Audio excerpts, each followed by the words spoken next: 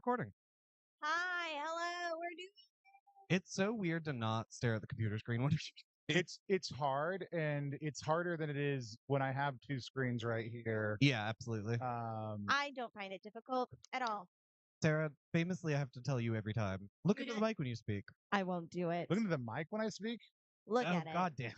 Hi, we're at PAX. Woo! We're at PAX, and we're in booth 4143, and it is Step Down Saturday. Hey, I didn't hit crickets that time. The kids are Sarah's. I have the weekend to brood in my apartment and wonder what's become of my life. What's your favorite brooding activity? Staring wistfully out a window into the preferably morning fog, but I'll take low rain clouds instead. Not at the microphone, though. Do what? Not at the microphone. Not at the microphone. Yeah. If there's a microphone there, I'll stare at it. Oh, pretty nice. Because I'm really being thoughtless in most of my actions. Anyways, hey. Hey! So we did a weird thing last night. It was really weird. I don't know how weird it was. I mean, in retro, it felt weird in advance. It felt normal and great as hell in retrospect. Yeah. So we took over Games on Demand. We took over God. We took over God, and we replaced them with 2 million gallons of blood, 200 million gallons of blood. We ran a joint game of Blister City and Down We Go. Yeah. Where Keegan was running Blister City, Tony was running Down We Go, and I was helping a lot. I mean, I think it's arguable to say that you were running both games and Keegan and I were helping, but let's talk a little bit about the structure. So it was really a Blister City game. Everything was set in Keegan. Blister City is? Yeah, Blister City is my vaguely cyberpunk future Mars dystopia game. It's coming when it's coming. It'll be here eventually. The quick start's out right now. It's gorgeous. If you're at PAX or if you go on our website, you can get the quick start digitally or the physical if you really want to flip through it. It's a really fun little taste of the setting of Blister City. But since it's future cyberpunk dystopian, we had a bunch of people went to go test the video game. Yep. And then at my table, they stayed in that video game in these giant isekai pods. And at your table, at my table, they woke up. Yeah. In giant. So let's also clarify. Keegan and I were sitting back to back. We have no idea how the other person's game run. This is really the first time we're getting to download on exactly what happened. Yeah, because we basically read the intro. We had a really interesting group of players walk in, by which I was like, I don't know if these people are going to be ready for what weird stuff we want to do. And so I just started reading the back of Blister City because I was like, the back of this game will immediately tell us whether this group is going to be cool. It does some good. Like, if you read this and you vibe with it, it's going to be great. If you don't vibe with it, you'll know immediately. Yeah. Because the core tagline, I think that's really important for people who maybe haven't read it to know is your enemies have names and addresses. You have a crowbar and a dream. The people who destroyed Mars have names and addresses. You have a crowbar and a dream. It's so fucking evocative, I think. And like, that's what I really appreciate about the tone of Blister City is like, exactly. Is that what you appreciate about the tone of Blister City? That's what I appreciate most about the tone. But no, like it's immediately, and like watching everybody's heads nod, like, oh yeah, fuck yeah, getting hell yeahs around the table. Yeah, about, killing medical company CEOs. Was great. So we knew the group was good for it. Yeah. And then we had a group of people who were at my table who were like, cool. So we on board everybody. We introduce the most important NPC / possibly kind of the GM of the game, actually. Yeah. Sarah's character, Gadget. Yeah. And because we talk about Down We Go last, because it's the least important part in most ways. So tell us what Gadget was doing, or a little bit about Gadget. Yeah, so I think like my role at the table was to help facilitate communication and play across the different games. And Gadget, the way we framed it, was the hyper-powered AI agent that was one in real life Blister City, kind of controlling the facility, but also programming and running the video game that the players in Down We Go were in. And then again, the role was, let's connect these two tables, create consequences based on the actions of what's happening at each table, and like have those be thrown across, and help the players figure out the larger mechanics that are at play. So instead of it just being like, oh, I'm fighting this thing and I'm fighting this thing, helping them realize they're both engaging with the same entity, without like getting in the way too much with the rest of the gameplay. Which and then the Down We Go was just the video. Like, Did we actually explain that setup on the stream? No, not yet. But Okay. this is the 3 part. So it's Blister City game with a AI that's interacting between both tables, the real world, controlling the real world facility, and the video game. Down we go. Our house OSR system is the video game. So we laid an isekai level over. Like, yeah, you can talk about your character builds. Like the name on your sheet is your handle. If you die, you as a player will respawn, and you can create a new character. But that character will have died. You will be the same player. Now, there were things happening to their bodies when that happened in the real world, but they didn't know that in play. So, so that's the setup. Is I'm running an isekai version of that. We had Keegan create some custom backgrounds that were tied to Blister City, and then Sarah is the AI connecting those two things. And the things there were things they could do for free, and there were things that essentially they had to pay for or pay dearly for. Were kind of the levels of play. So that was the table setup. Yeah. So we introduced it to everybody, Mm-hmm. Introduced it to you. I then started with character creation because you did pre-gens, because Blister City character creation is hard. It's complicated. Down we go character creation is not. It's fast. So I had them resing into instant. We did a couple like, hey, you've been playing this game. You know, you don't really have a sense of time, and they told you that when you get in, like time won't make as much sense in here. It'll pass a little differently. And so we had them introduce their character with a little vignette of play, like what do we see them doing, which helped drive some of the video game vibes of what was happening at our table. And then at a certain point, they were loading into. I chose to do the Tomb of the Frozen King. Okay, right. Which was Because so we used the tomb as the setting, like the starter like dungeon. And then the dungeon map was the same map as the facility Blister City map. So what they were doing in the real world and what they were exploring in the dungeon would have overlap with each other. So I just rezzed them into it. And because the Blister City company that it's an evil Disney that owns it is Ashman Hollow Reality. Ashman Hollow Reality is a frozen head. I was like, oh, a frozen dead king's head will be a fun entree to this, and gave theming to everything that we were. And it was like, and ultimately like my part in that was helping you take like the theming that you were doing and have it manifest in actual Blister City, and then the Blister City, like the sacrifices and the stuff that they were doing impact what was happening in the game. And it was like this really wonderful swap of like, you gave the Down We Go folks like ice slimes, and they took ice shards, and to help level up, they gave me those ice shards. I then used them against the players in Blister City. And like doing that swap, the consequences, like they were kind of choosing consequences for each other without really knowing. Right. So yeah, I dropped them in. There's these weird ice shards that drop from the screen.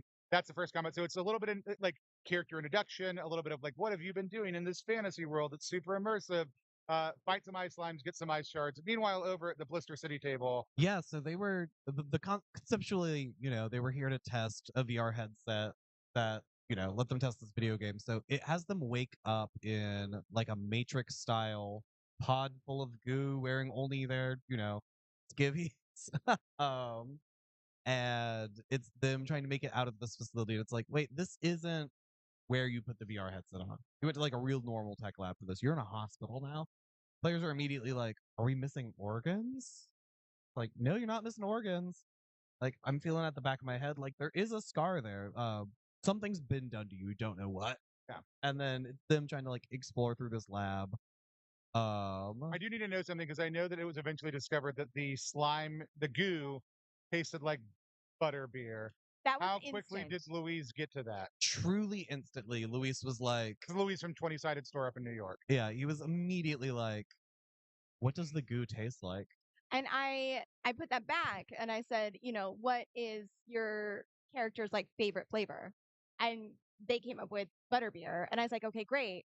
The plan was like in the final fight with the dragon, butterbeer flavored things would like happen to them. Like it was this thing of like everything they gave me, it was like a swap into the other existence. Yeah. Which is cool, because like for Down We Go, like we didn't do any Laura's Lou, which is the core part of what makes Down We Go. I mean, I did in a little bit of like the reincorporation of themes from Blister City, but like Sarah was essentially doing all of that like work on you'll give me things on one side or the other. But the great thing is like the tables don't know what's happening. So they're just in it, and my guys think they're playing a fantasy game. My players think they just woke up from a fantasy game. They immediately decided, I think maybe we're still in a game and it's a different level, because this is the thing that is happening to me is like so unreal. Yeah. But like I think we just finished the slime fight, and all of a sudden they start getting messages from the outside world. Yeah. Sarah showed up on our side pretty quickly, and they Yeah. immediately were like, "We don't want to talk to you." Yeah. And then it was like, "You actually can't make it through this door unless you talk to Sarah." Yeah, I think like from my piece of it, like if I'm thinking like mega game structure in the future, one thing that like quickly became apparent to me is that the players needed to trust Gadget, but Gadget like also doesn't have their best interests at heart and like how to balance that. So like when I was getting the first questions, I would put it back like I would like the players would be like, "Hey, can you help me with this?" And I would just say, "What will you give me?" And I could see they were like struggling. I'm like, oh, well, like, I don't know. So I would give suggestions. And like, I think the first suggestion I gave was like 3 fingernails or the memory of the first song you ever loved. And Kryptonite. yeah, and we got Kryptonite by 3 Doors Down. Incredible. But like, and watching them go, oh, and like trying to determine like which was worse, sort of a thing. It's wild to me they gave you a memory instead of 3 fingernails. That's what I thought too, but like, and part of the struggle of the game, I think, was to figure out what players valued and what they were willing to give up, and try to like base what I was doing on their reactions, right? So like from the jump, I tried to like swing pretty hard, Mm-hmm. and they were like, "Oh yeah, we don't want anything to do with Gadget," and I was like, "That's fair, and you shouldn't." But once we got to the like. They reached a point where they got to a locked door, and we had decided like in order for them to unlock the door, they have to work with the players down we go. So I popped up and said, "Hey, you're going to have to work with everyone on the server. Here are the other usernames. Would you like to send a message?" And at first they were like, "No." And once I was like, "Well, you can send 10 words for free," they were like, "Oh, yeah, let's go." Sending 10 words for free was such a so good. stroke of genius. Yeah, it was the like it, and I was surprised too because they were so like hesitant. Like anytime I was like, "You can do more," they'd be like, "No, this is fine. 10 words is fine." And I'm like, The players at my table would get to 10 words, then go, "We should do 7 just in case." Just like there's Like, what immediate if she? which was great. Like I think with the amount of affirmation they got on like the what Blister City is, knowing that they would be like, "Oh, AI, fuck that. Yeah, We do not want to participate in this." Should have been obvious. Sarah, what was the first? I don't know if you remember this super well, but what were the first 2 messages we got? Because my players sent what I thought was a pretty nice message, and Oh, then they yeah. got back. Yeah, so I think the first message was they spent a lot of time thinking about it. Like Yeah. they went over multiple times, and it was something like stuck in game, danger, Head was it the head one? The first heads one? in ceiling, open door. Yeah. Like they were trying to say like, "Hey, open this door for us." And like to be fair, they had no fucking idea who they were talking to. Our table got that message, and Yes. the response was Like, "Get wrecked, noobs." Like it was straight up like, "Fuck they, off." they were so in the like, "Oh, we're power gamers in a video Yes. game. Yes. People yeah. are trying to mess with us." Yeah, get good. Like Watching, yeah. we don't give a shit about what y'all stop bothering us. Yes, like You brought back that message, and I watched the faces on my table go. it was so magical watching was them so realize good. like, oh my god, like because they were sitting, we were all within like a 10 foot. Yeah, we should probably explain. We had our 2 tables. We had like 2 circular tables, like touching. With And- me, yeah, exactly. Wow. With me and Tony, like here and here, so we could turn around and talk to each other if we needed to, which we did A couple once times. the entire time. Yeah, no, and I think, but like that closeness and just how everyone, all of the players committed to the bit, right? They were just like, oh, and like the playfulness of the message exchanges from the start was so fun for me to like like to be a part of. It really felt like this table earnestly trying to communicate, but in a very limited word count. Yeah, Our table being like, "Why are these fuckers bothering me? Like, Yes. I'm just trying to play my game." And then Yes. your table immediately getting frustrated with being their like, lack fuck of you response. too, bro. Like, Yeah, Yeah, and it was, and so they were like, well, we got to try and figure this without them. And then watching the players kind of slowly realize, like, because shortly after they started messaging, we started moving players from table to table. yeah, we should get into that. So pretty immediately, my table was like, we literally cannot make it through the door without help from the other table. Yeah. What if I put the VR headset back on? And it was like, well, I guess you're back in the game. Let's see how that goes. I want to back up because we had initially talked about like moving players and being like, we'll move some, maybe. It might happen once the entire game. And then once we bounced a player, put on the headset, bounced to the down we go game. side, we had like in my mind there's like, oh, there's an open chair here, and because they were having difficulties communicating, I was like, what if we pull a player from that other table, and now they're like sitting at the table together will kind of lend itself to the collaborative like helpfulness. How did that work How out? How did that work on yours? So you got the player from me first. Okay, so we were like, hey, they were in a raid, so everybody had to be together to go into the raid. The fact Sure. that somebody was coming into the instance in the middle of the raid was weird, and I told them that should not be able to happen. Yeah. You know that. There's a gray outline for me, and you can't see the name above it yet. And that was my ability to give the person the instructions, have Character them start sheet, let building them their build out. character. Sarah then I was like, but you can ask Gadget who they are, and they can probably communicate with them, giving them the ability to then say, hey, like whatever they needed to ahead of time. Because my thought was like they nobody had lock picking and could get through the door, and I knew that needed to happen. Yeah. But so their response was like, oh, weird. Like, and I created some tension around it on purpose, right? So that person came in and they told them what to spec. One of the players had really started to figure out the Sarah mechanic of this all. Ben. And so, like, who was going by no was their handle. Yeah. Anyways, they messaged them, hey, come in as this build because we're all hurt and need healing. And that was really cool to see. And then when they loaded in, there was no trust that was built by that. It was like, why are you here? It's weird that you're here. Yes. And that person's ability to explain what was happening was not good. Correct. Yeah. The same, and I will say the same fucking exact thing happened on the Blister City side. Yeah, so at this point we'd sent dozens of messages back and forth, and Tony's Down We Go table was constantly like, haha, get fucked, noob, get wrecked, eat shit. Like, they were not helpful to my table. And At my table all. really needed them to be helpful. It was great. So one of my players was like, hey, Gadget, what would I have to do to unplug one of the Down We Go players? I should back up. We've been sending all these messages. One of the players has written down all of the players' names on the other one and writing notes about them and just crossing them out. And I look over at his sheet. I don't know if you clocked this, Sarah. Idiot. He had full notes on them and was just crossing them out and then wrote idiot and would move on to the next person, and the entire table, idiot, including the player we had sent over, idiot, was like, okay. Okay, Gadget, can I unplug one of those players? Yeah. You were like, yeah, what are you going to give me? Gave him something. I think that was when you got the social security number. Sarah, so we did talk about, so there are things that were free. Yeah. Things that had low cost, which were usually like in-game for us. I don't know, I guess fingernails for you. Then there were things that were more costly, which were like, I guess, memories and other stuff like that. But then we had also set up, if they want to do something really high level, like pull a player, respawn somebody, give extra lives, that should cost something from the actual player. And so you asked somebody for their real life fucking social security number. But we did like fakesies. Like I wasn't the thing about. Go ahead and read the social security number out loud. 242. No, like what was interesting about it was when we had designed it, we had tiered it. Like these are free actions, these are minimal, medium like things, and these are large. But what was difficult in balancing that is like, what did the players value? Which is why I was trying to I asked really big questions, is to try and see like what is like. And the first thing I ascertained was physical safety. They were unwilling to give up any of body parts. There was, and some of the asks they had were pretty big. Like, how do we shift people from table to table? And to me, that was a pretty big ask. Yeah.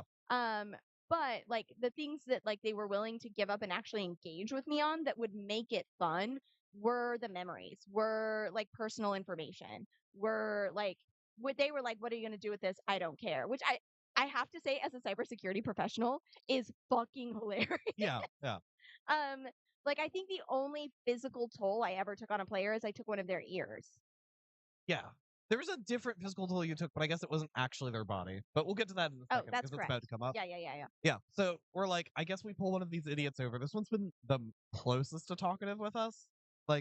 We'll grab this player. So Sarah walked over to that table and just said, logging off. You're logging off now. Yeah.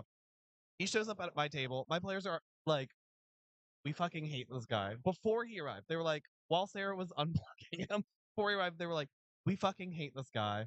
We're going to stand in front of the pod. He's going to wake up. And one of them had an ability to look like somebody else for 5 minutes and was he is going to wake up and be staring into an older, disheveled version of himself. He wakes up and the first thing he hears is, I'm you from the future. You need to be better. Which was And this is a shout out Cole, also known as Shadow King 700. this wasn't Cole. That wasn't Cole. was We not haven't even Cole. got. Oh, We've not even got to Cole yet. This is XX dash This is Ninja Ninja 184 dash Yeah. XX, whose dad owned the game. Correct. Which I didn't know at this point. This was news to me. He wakes up, he's like, "You're not me. My dad owns this game." And I was like, "Oh." That was one of okay. the like taunting messages that the individual had sent. But also they were using the whale background, which if Keegan, if you want to give some context for that. Yeah, some of the all the backgrounds we made for Down We Go were all like, yeah, you know, you like improve a role, you do a thing, and they all had like a recharge attached to them. So if you were playing like the casual, it recharged when your character died, which come to find out never happened. No, they all played pretty smart. Yeah. The whale was the fun one where it recharged if you donated to charity in real life. I had a QR code link. Yeah, and they picked it because that was the recharge. They were like, this rips. I Yeah. love. Yeah. And so, but anyways, the backgrounds are all great. Yeah. So he comes over, and that's the thing. Like, it is just antagonistic. Like at no point Yes. does anyone, but like They immediately grappled him when it was Yeah. like, "Oh, you're not going to be effective." They immediately grappled him, tied him to a med bed, and were like, Yeah. "We'll fucking kill you." but also like diegetically, this all makes sense. Like, Yeah. is it better for people to figure out like somebody to be like, hey, we should all collaborate and work together, but also Yeah. like there is no trust between the things. I will say, like, our original 4 players were all collaborating really, really well. Like, they weren't having any problem with each other. The Yeah. second those players started swapping, that It all game, fell apart. Yeah. No, when I say fell apart, the collaboration, the game itself, the game we were running, got better and better. Yeah, every Correct. time a player moved. Well, and Yeah. that's the thing, like, because like at first it was so apparent because like the Down We Go table was not using Gadget all that much. I think Gadget like asked about like the enemies, and I was just like, no, and they're like, fuck you, Gadget, like we don't care about you. But the Blister City table, like, immediately was like, Gadget is bad.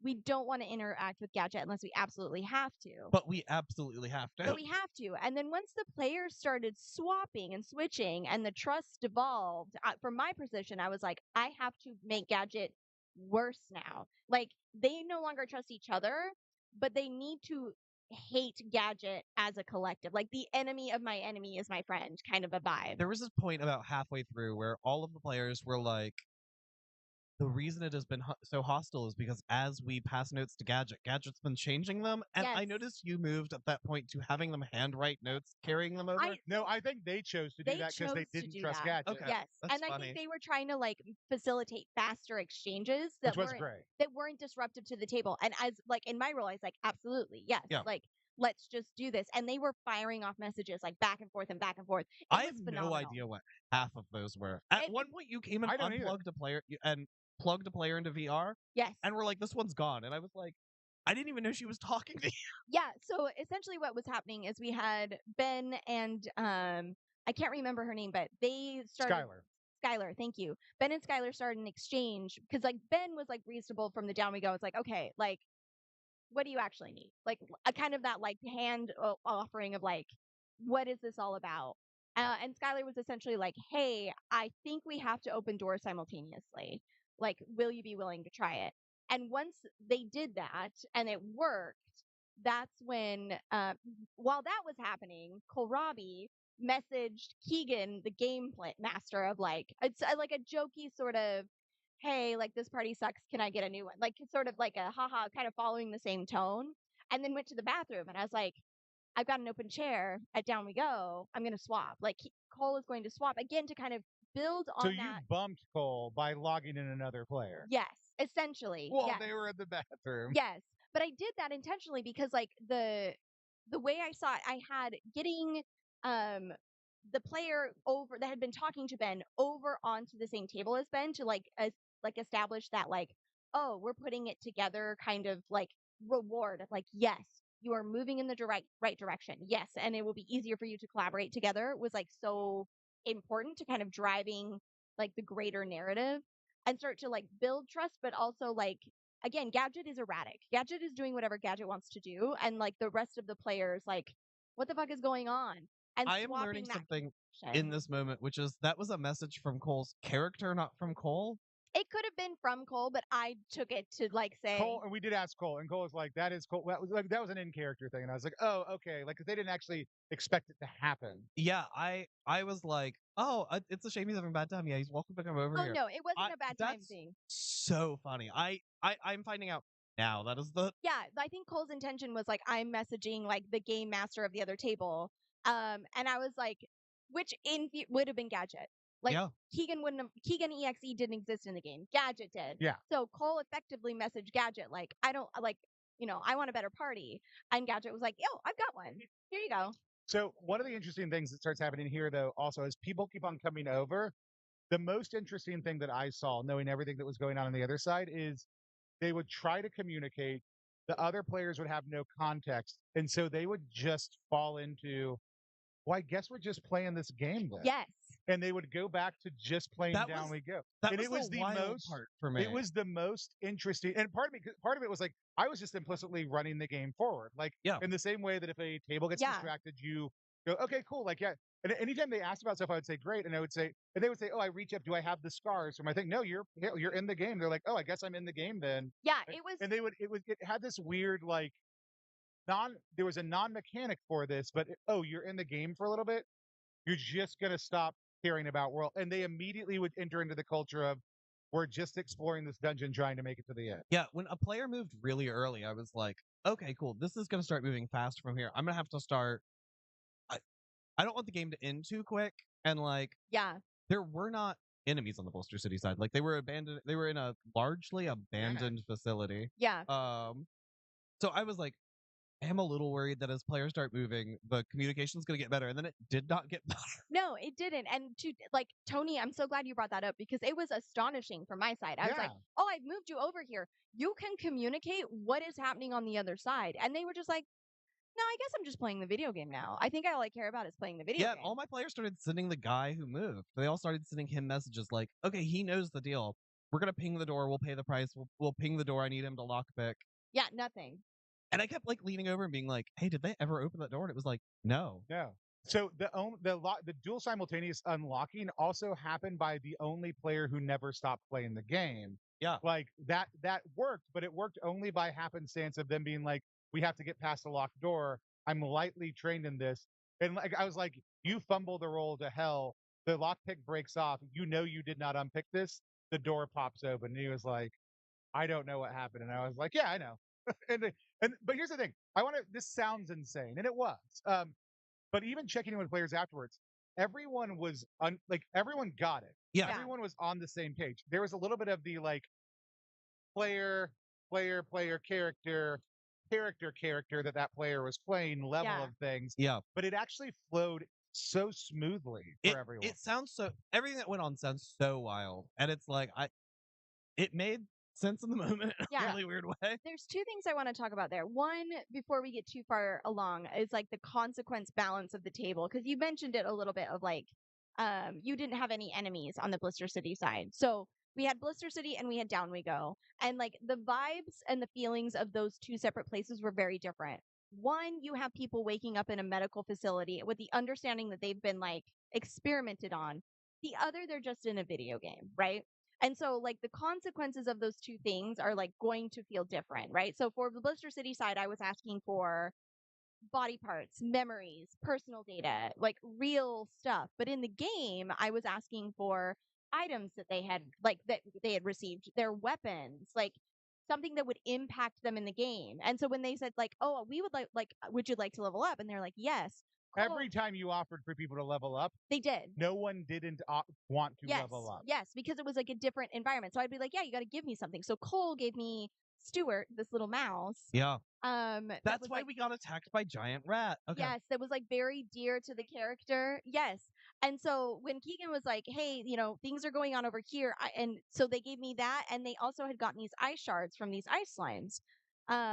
And so when Keegan was like, hey, maybe we can slow the game down, like have some enemies at play. And like the players were like making choices that Gadget didn't like. Yeah. I started throwing enemies, but they were directly from the sacrifices that Down We Go players had done, right? So like one of the players gave me their bow. The big final Gadget had a fucking bow that shot ice shards, right? Yeah. And I used it like how many times did they level up? That's how many times Gadget can do. Yeah, certain Gadget had like things. 4 attacks in combat the Yeah. first time, and I was like, Jesus Christ. Because Sarah's the only person here who's played both. I mean, I guess like we Yeah. have, but like of the players, really, Sarah's the only one who's played both games. So when she came over and was like, yeah, whatever, I'm taking 4 attacks on your Blister City characters, I was like, they're gonna fucking die. Yeah. And like a lot of it too was like push them to like, because at that point we had 2 Down We Go players at the table that people were kind of like, I don't know about. And I'm like, you have to collaborate or you will die. Like, you have to work together. Well, the first time my players got guns pretty early. Yeah, which was amazing. And the Down We Go players kept coming over and being like, we had 4 lives. Let's find out if that's true. I try to shoot, and Sarah was like, no. Yeah, like I did have to step in. There were times when I was like, hey, like friendly fire is not turned on in real life, and Gadget is not going to allow you to harm each other because Gadget's trying to collect data, and if you kill each other, I don't get any more data. Like, that's boring. I don't like that. Yeah. But there was so much contention in the Blister City table and none at the Blister Down We City Go. players did not. They fought 6 rats, and then halfway through the fight went, hey, Gadget, what would we have to give you to just kill these fucking rats? Yeah. And that's when I got some blood. Yeah, you took a cup of someone's blood. This comes back up later. It's worth saying. Yeah. You took a cup of somebody's blood, and we're like, great, I kill all the rats. And it was like, damn, we could have just done that. Great, let's go back to fucking fighting each other. And so yeah, it is insane to hear this because again, it is like there was some sort of spell on our side of the table that was just like that was just like, oh yeah, video game. Like there were Yeah. very few role play moments on my side because it's a video game. I mean, there were let's clarify. There were everyone was role playing really hard for the Blister City character that we were playing. Yeah. No one was in an RP server for Down We Go.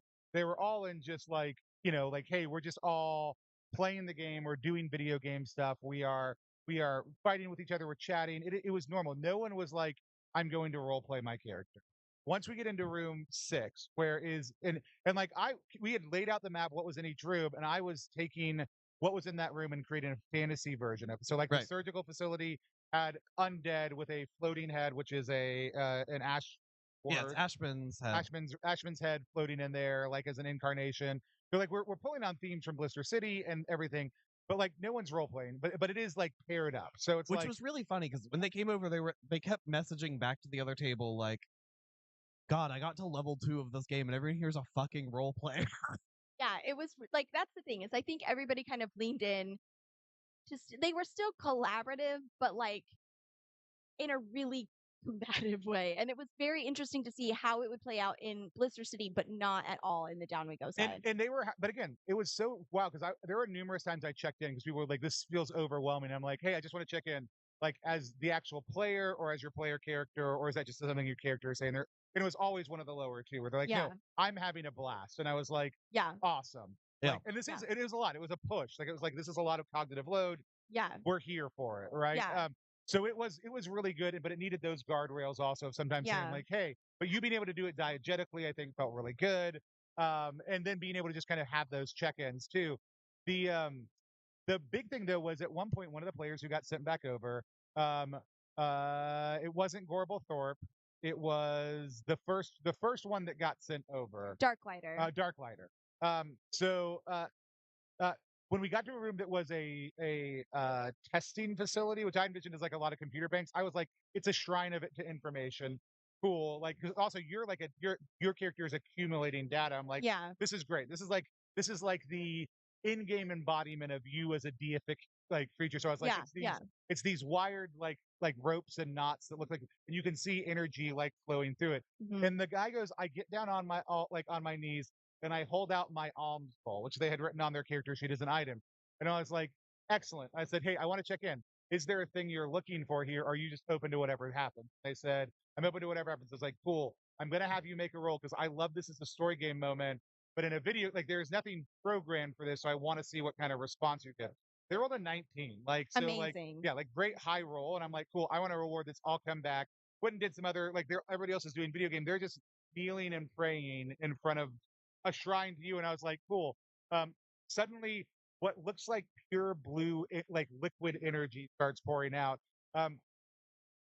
I said so we looked at what their background was like, and they're the ones who had the exploit, which is that the filthy casual. Yeah. So they understood a lot about the game. I was like, you can actually tell that this is not actually um energy or liquid. It is pure data I that love is this. spilled out. And so they're like, cool. And they transferred it to a flask.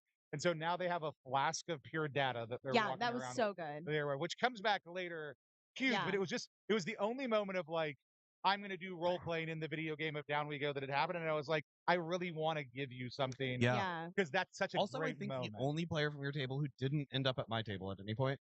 No, No. Dark Rider came over.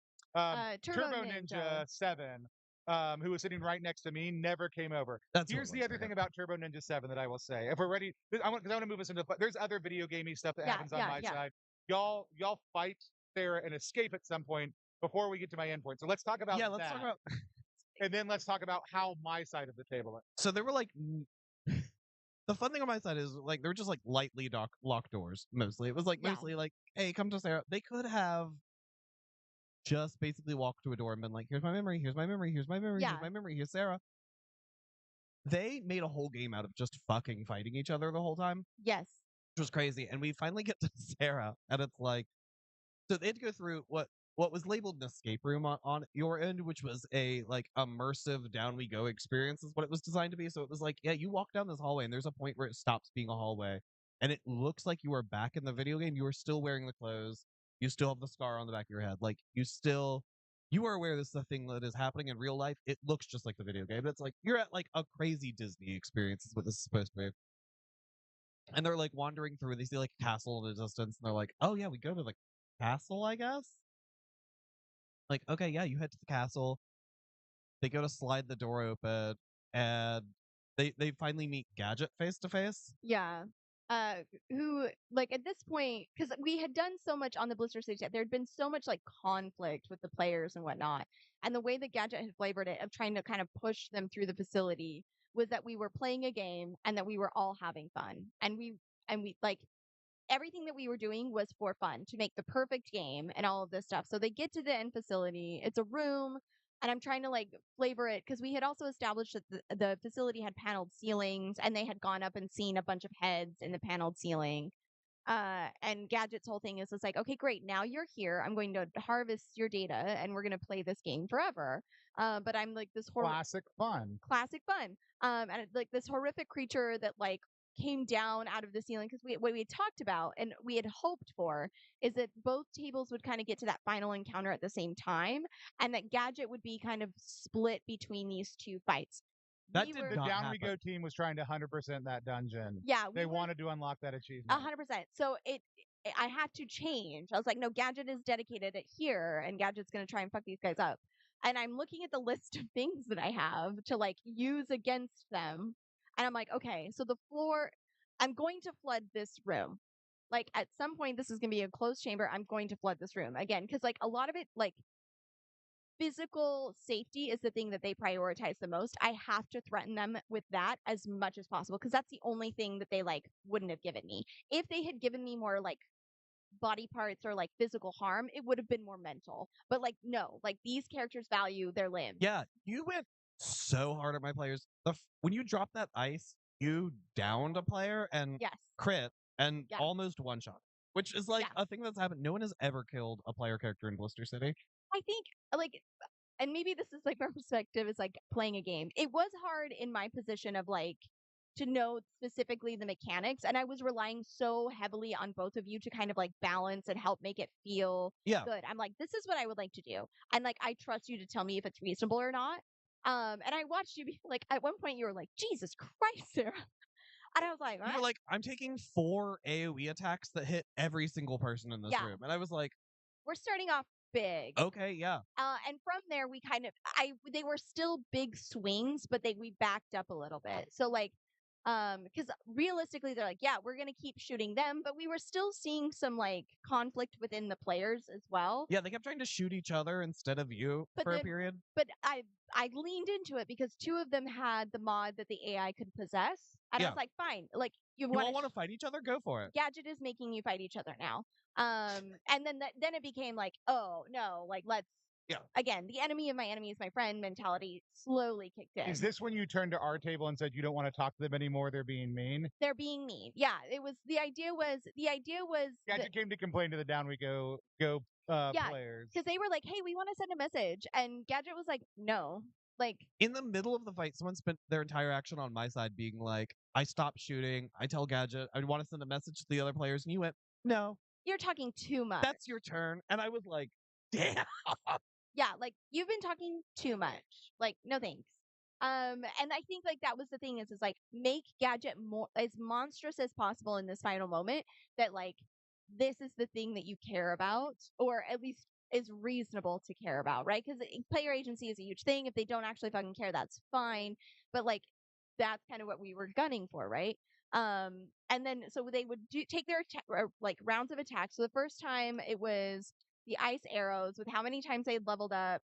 And they broke my bow, which was fine. But then I was like, you gave me, and then I did possessing for my next round. Yeah. And then I was like, remember how you gave me blood and a ridiculous number? Yeah, your social security number. That's how many gallons of blood are going to start pouring into this room. And one of the players quickly calculates that is like 5 Olympic swimming pools of blood. No.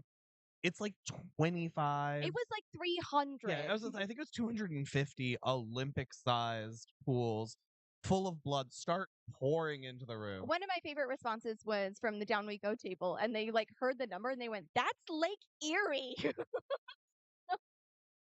But they ended up destroying you. Yeah, so they destroy her and then physical body. Yeah, they destroy and then it was like physical body and then building, climb her body up through the ceiling, and end up back in the VR chamber they started in. Not the one that they woke up and goo in, but like when they put on the VR headset, this is the one they were in. Got kidnapped. Yeah, so, and we're still playing. So we watch all your tables finish. Yeah. We're like, what the hell? And so I'm like, oh yeah, the body's, okay, cool. So you're just focused on AA now. But here's the weird thing that's happened during this time. You're engaging with my players. There's this really beautiful moment of role play that took, like Sarah and I working together. You saying like, hey, like they're being mean to me, da da da. And one of our players, the one who never transferred, like, and interacted with you, I would say less than anyone else. Yeah. Up to that point. Other than one level up when you were offering it to everybody else. That was the one where it's like, if you go to fight the boss right now, I'll level you. And they were like, yeah, because that was the other thing too, is because they were 100%ing this dungeon. That was really fun from my side, where Gadget is like annoyed, like you're not done yet, like hello, like get to the like what are you doing? Because like Gadget's been over here like being completely frustrated, and now comes back and like you guys are just. No, like play with me. Yeah, like, and finishing the dungeon is what let's allow you to drain them and like have them become NPCs in the world. Like background plot. But they're almost there, but they're still not there. Yeah. But they said something about like, oh, like I would never hurt you. Yeah, because that was the thing. They kept asking me questions, and I said, don't hurt me. Like, are you like, don't hurt me? And they were like, oh no. And we warped them to like the outside the final boss room, and when Turbo Ninja 7 had a power that was able to like almost like a clairvoyance. So it is a holy ability. So there's one called Contacts, that's what it is. which is like hear rumors and know things. Well, that's a sneaky one. Yeah. There's a deity one that is basically ask a god a question. Yeah. So get a response. So like we teleported them to the boss room, and Turbo Ninja 7 asked like a very video game question of like, what's the boss's weakness? Right. And because we had established like that. So that person said, I would never hurt you. Yeah. Gadget was like, I thought you said you'd never hurt me. Right. And so, yeah, this is the turn on our table of Gadget is the bad guy. Yes. And then it was like, oh. Which is so funny because even the players who had gotten swapped over were like, wait, is Gadget the bad guy? Because they had been swapped over early enough to miss the something fight. Rewrote their brain when they went over to your table. It was amazing. They hated Gadget, and then they went over to your table and was like, Gadget rocks. Yeah, Gadget's leveling me up. Gadget's like letting me do whatever I want. Gadget's letting me hack the system and see the health bars of the No, I'm not going to go help them open that door that I know we need to. We sent players over, so they would go open a door, and they got over to the other side and never gave a shit about it. Yeah, it was so funny. Great. But it was a really beautiful moment of roleplay where then there's this conversation about what Gadget wants, and like, So they drink as the game glitches out and it's no longer the layer of the Frost King, it's layer of the Frost Queen. Reveal Yeah. that Gadget's the bad guy. The door's open. One guy's like, I down half the flask of liquid data and I give the other half. I toss the other half to this other character. I was like, cool. Both of you make mystical saves. Like basically for your mind to be intact as you take in all this liquid data. Yeah. One of them like rolls a 2 and the other one rolls like It was a high. dirty 20. Yeah. And so I'm like, cool. You Incapacitated. you like both of you go into matrix mode. Like you can see the code, you know what's in, but you know what's in front of you and how to exploit everything. You have 4 uses of your base ability to know and exploit and do it. They also did like some great system mastery, threw up a wall against the opening attack, other fun stuff. But like that data thing was then like cool. The other one was like essentially you're out of it for 3 rounds. Like, Yeah. which sucks. Yeah. I don't like to I hate stun and other stuff like that. Yeah. But sometimes it's just like you swung big on some story game bullshit Yeah. of what is liquid data, and this is what it's doing to you, and you rolled like shit. Yeah. And so the guy's like, oh cool, I make sleep work longer and at a higher level as one of my Yeah. exploits on the dragon. Knocks the dragon out. Sorry, and then the we have three to back up and talk about what the enemies in that room I was were. about to say, Okay. and then the 3 Obamas using the voice of someone's mother telling them that they hadn't taken out the trash that had also come out to flank the dragon were the only enemies left in the room, which you decorated. Like the 2 rooms looked simultaneous. Like, Yeah. They were but identical. Yeah. there was a giant robot and drones in one, Yeah. and a giant dragon and 3 Barack Obamas with your mother's voice telling you you'll never Yeah. accomplish anything Yeah. on the other side. So again, like because they were only giving me memories on the other side, like I asked, like, what's your biggest fear? And the response that I got, or like the thing that they gave me, and it was funny because they were like, oh, you're gonna make me forget my biggest fear. And I was like, no. You'll keep that one. You'll keep it. I'll just also know it. Was that none of my friends actually care about me. They're just lying to me was like the biggest fear. The other one was like the memory of the person you most admire, and it was Barack Obama. And then you can like the players, because I would always ask them like, what will you give me? Totally letting like they could come up with a thing and I would just weigh it sufficient or insufficient. And one of the players finally was catching on and was like, I want to like I'll give you my parents' names. And I was like, that's good, but I also want their voices. And they were like, what about just my dad's voice? And I was like, does dad yell the most? And like, no. And I said, okay, so I will take your parents' names and I'll take your mother's voice. And you will not remember them. And like, that was the thing is like taking those things and then applying them into the Down We Go fight in a way that like would hit. I thought like biggest fear would be like spiders or some shit. And then I'd have giant spiders. No, I got Barack Obama's like being disappointed in you and lying, like being like, I never loved you. Okay, wait. Keegan and I talked about this yesterday because you just mentioned lying. Yeah. Tell us about your lying mechanic, because you had created some mechanic in the middle where you knew people were lying to you and were counting down.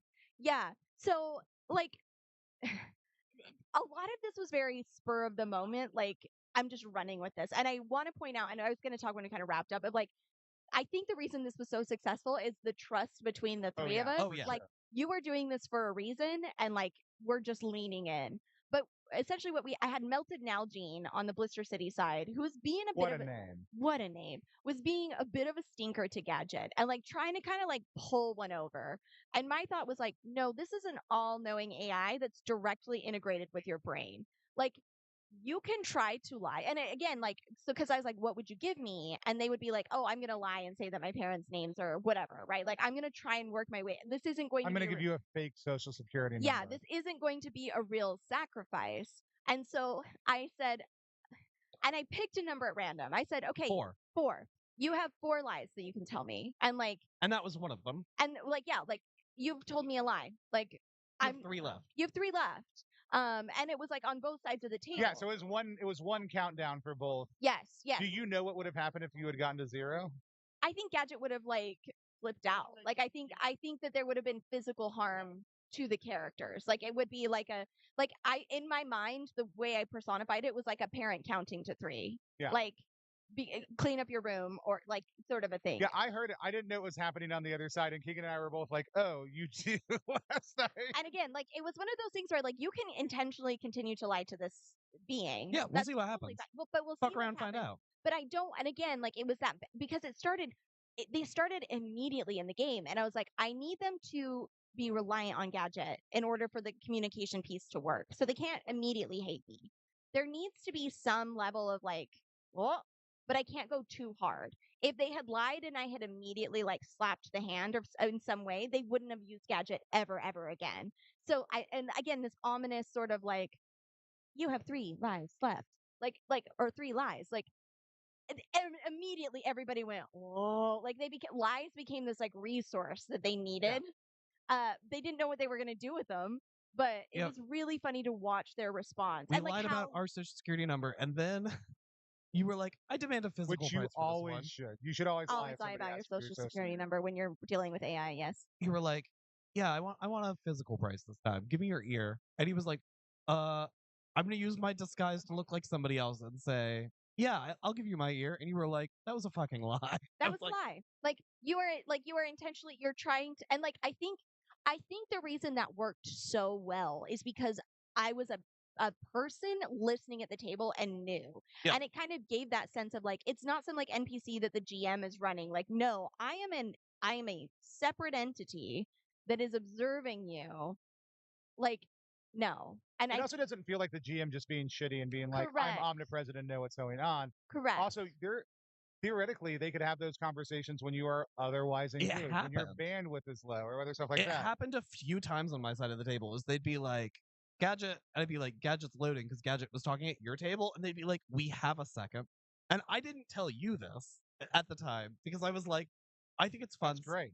You only know what Gadget knows. Like you're bouncing between the tables. You know probably more than Pete or Tony. Yes. But like there was still times where I'm like, I don't know. And I had to keep asking, what room are you fucking in? So, and that's like kind of the whole beautiful thing. Like, right at the end of the day, like over under just happened at the time of us recording this. We were talking about the Gaia role playing like communities. Yeah. Like the ephemerality of things like this. Because even like we're recording this, somebody could watch it and be like, some people are like, are you doing this next year? Because I'll sign up again. And I'm like, we will do something next year. It will not be this because like this can happen. This is gonna happen this way one time. One time, right? And while we could play on similar things, you don't want people coming in with their like, I've got strategies, and because it ruins the fun. Like you need the extemporaneous reality of it in order to do it. I think this is a great module to write up. I think you could proceduralize Gadget. We did to a certain degree, but I think we could easily write down here's how you run Gadget.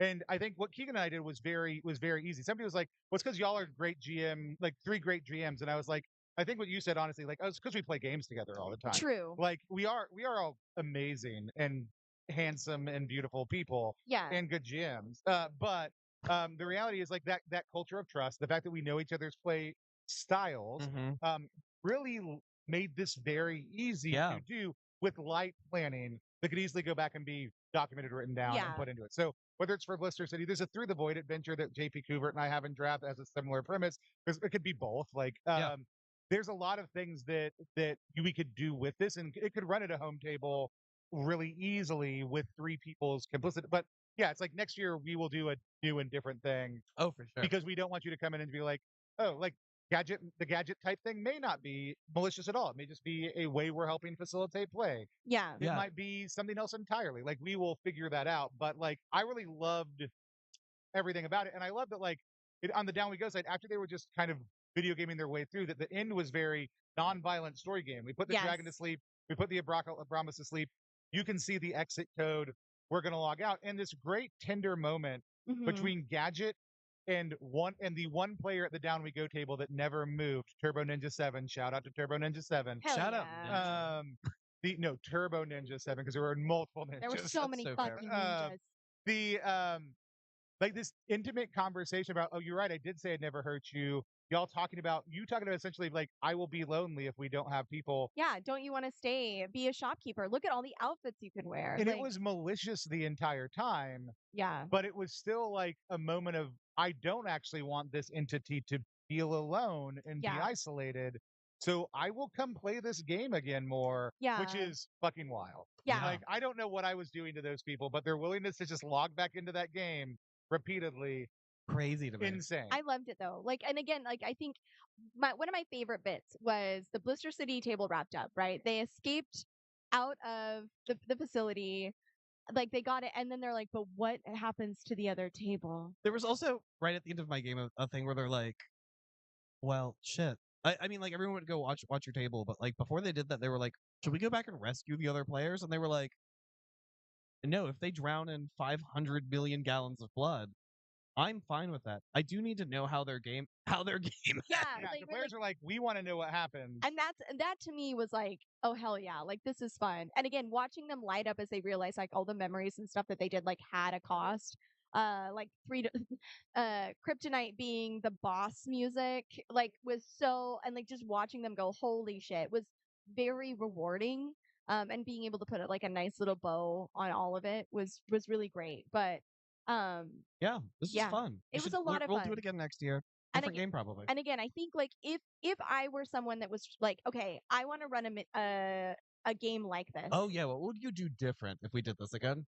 I think what I would have done is had a better way for us to communicate about like if you were going to do the like room to room equivalency, me knowing where they were, because there was miscommunication about like what door they are unlocking or where are they at, and like how can I actually help in the different rooms or hurt in the different rooms. Having that a little more structured would have been really helpful to me.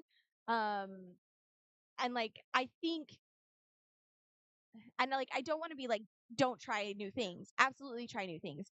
Go into this with like a deep level of like respect and mutual understanding that like the roles are equivalent, and like you're catching a ball that's being thrown at you 100 miles an hour, and you've got to throw it back like quick. Because I could see this becoming very like gummed down in a lot of different things that could make it very challenging.